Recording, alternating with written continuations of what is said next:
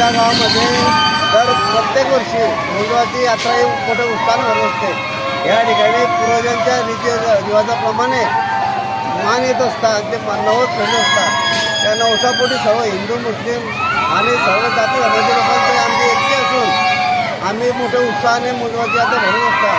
या ठिकाणी खेळण्याची दुकानं असतात, मोठ्या नाश्त्याची दुकानं असतात आणि तमाशे वगैरे, म्हणजे एकूण गावाचं कसं एकोपा आहे हा याच्यामध्ये दर्शन होत असतं। याच्यामध्ये कोणत्याही प्रकारचं आम्ही अशी वय न ठेवता गावाचं मोठं उत्साहाने हा मुंजवाची यात्रा भरून बसतो।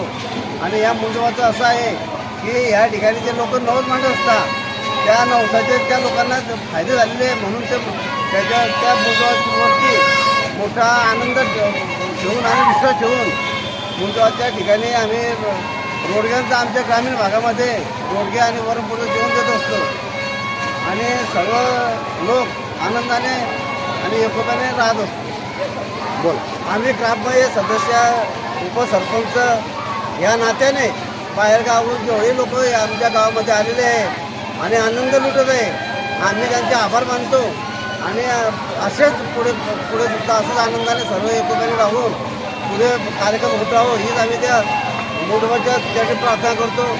नतमस्तक होतो।